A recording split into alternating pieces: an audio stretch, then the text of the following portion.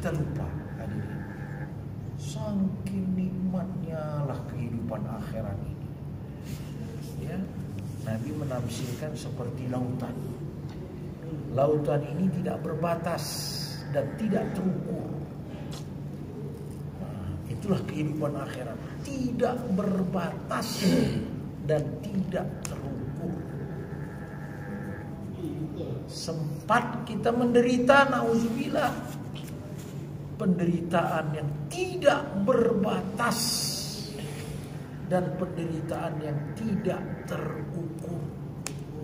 Itu hadirin yang berbahagia. Jadi jangan gara-gara setetes ini lupa kita lautan. Dan lautan itu terdiri daripada ribuan, miliaran, triliunan tetesan-tetesan air. Betul kan Pak? Betul. Jadi tetesan-tetesan air ini dikumpul, dicemplungkan ke laut, jadi lautan dia, bukan tetesan lagi. Sudah siogianya lah hadirin, apa yang kita buat, apa yang menjadi aktivitas, apa yang kita pikirkan, kalau tingkat duniawi itu setetes. Tugas kita lah untuk meletakkan tetesan itu ke laut, supaya nggak tetesan lagi namanya, tapi lautan. Seperti pakaian kita. Ini pakaian lautan. Tapi ada pula pakaian tetesan. Karena pakaian itu hadirin yang mulia, pokoknya apa yang dicontohkan Nabi itu lautan. Perkara makan binatang pun makan juga. Ya kan? Tapi makan binatang itu tetesan. Makan orang kafir itu pun tetesan. Pakai tos-tos pula kan. Apa namanya? Cangkir gelas tadi. Ditabrakkan. Kalau kita tidak begitu hadirin yang mulia, makan sendiri-sendiri, berdiri pula lagi. Ya kan? Pakai tangan kiri pula lagi. Ini makan tetesan. Inilah fungsi amal dakwah ini, merubah tetesan jadi lautan. Jadi kalau pakaian kita cara Nabi, pakaian lautan. Makan cara Nabi, makan cara lautan. Ke toilet cara Nabi, lautan. Begitu. Pokoknya semua aktivitas yang kita jadikan Nabi sebagai uswah, contoh, maka itu bukan tetesan tapi lautan. Disinilah fungsi kita keluar 3 hari. Yang selama ini tetesan yang kita kumpul berubah menjadi lautan. Allah. Subhanallah. Hadirin yang dimuliakan oleh Allah Subhanahu wa taala. Memang dunia ini mata itu nikmat, murur, tapi nikmat yang menipu. Dan sudah ramai kita tertipu dengan dunia ini. Ya kan? Ada satu orang dikejar serigala. Kejar, lari. Di depan ada lubang, masuknya. Dipegangnya ranting-ranting kayu yang ada di dinding sumur. Kemudian dia lihat ke bawah ada ular. Nengok ke atas ada serigala, nengok ke bawah ada ular. Tinggal sejengkal lagi, kena lagi gigitan ular itu ke telapak kaki kita. Dan kita bergantung pada ranting-ranting pohon. Yang mana tuan-tuan yang mulia? Ranting itu pun digigit tikus. Allah. Ada tikus hitam, ada tikus putih. Krek. Makin terkulai. Namun tuan-tuan yang mulia, dalam keadaan kebingungan, kepanikan, ada tiba-tiba sarang lebah di atas sumur. Diteteskannya lah madu. Kena ke lidah kita. Lupa kita dengan serigala, lupa kita dengan apa namanya? Ular, lupa dengan tikus hitam, lupa dengan tikus putih. Padahal yang dinikmati cuma setetes. Allah. Tes. Lupa semuanya. Jadi ulama menceritakan serigala itu apa? Malaikat maut. Dikejar terus. Tikus hitam, tikus putih itulah siang dan malam. Yang menggerogoti ranting tempat kita berpegang. Ranting itulah umur yang digigit, digerogoti oleh perputaran siang dan malam. Allah. Nah sekarang malam hari tikus hitam bekerja, krek krek krek krek krek. Besok siang tikus putih pula, krek krek krek krek krek krek. Apakah tetesan madu tadi itulah dunia? Setetes. Tapi lupa kita dengan serigala, lupa dengan ular, azab kubur, lupa dengan tikus hitam, tikus putih, perputaran siang dan malam. Lupa kita semuanya gara-gara tetesan madu. Jadi kenikmatan dunia hadirin yang mulia yang kita rasakan, yang kita kejar-kejar sampai sembahyang pun tinggal, masjid pun tak sempat, apalagi 4 bulan 40 hari. Allah. Cuman tetesan. Dan itu mesti kita yakini tetesan. Dan alhamdulillah Allah tarik kita dalam amal dakwah. Sehingga sedikit sebanyak Allah buka kefahaman. Yang kita kejar-kejar ini cuma tetesan. Ada lautan yang menunggu kita.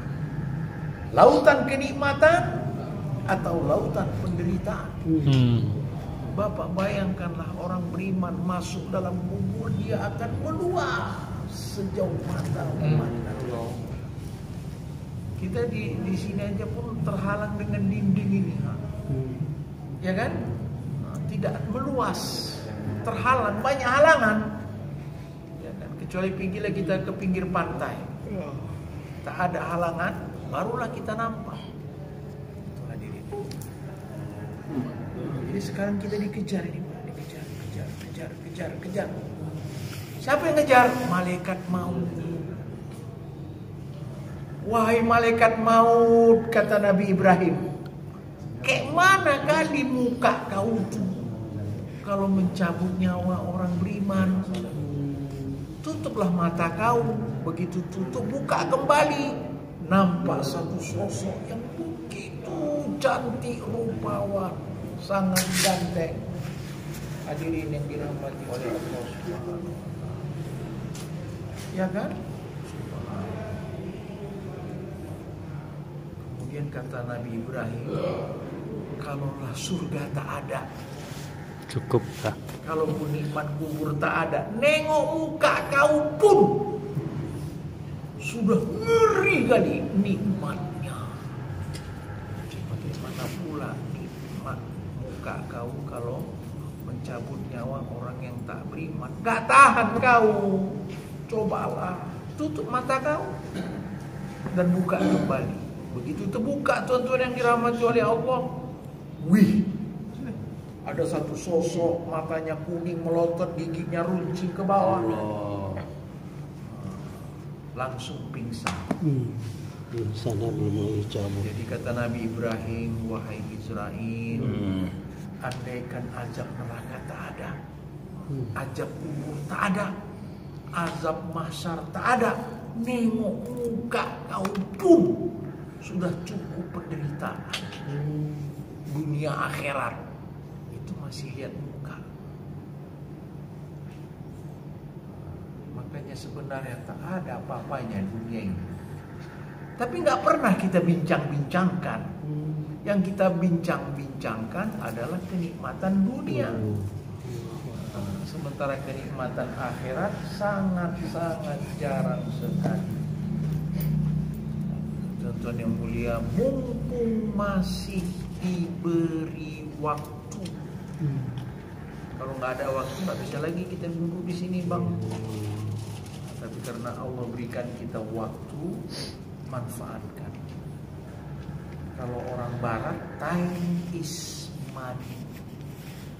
Waktu itu duit. Sehingga dia akan siap meluangkan waktu kalau ujungnya ada duitnya. Bahkan agama dikorbankan, gak apa-apa, yang penting dapat duit. Al-waqt kas-saif, itu syair orang Arab. Waktu adalah pedang. Gunakan untuk menebas kebatilan. Kalau tidak, pedang itu akan menebas kau dalam kebinasaan. Jadi di tangan kita ini pedang ini sekarang. Kita gunakan untuk menebas kelalaian, kebatilan. Kalau tidak, dia tebas kita. Ada berapa banyak orang Islam yang ditebas oleh waktunya sendiri. Betul itu. Waktu yang dia miliki menjadi sarana untuk menebas dia. Habis berjam-jam di meja catur.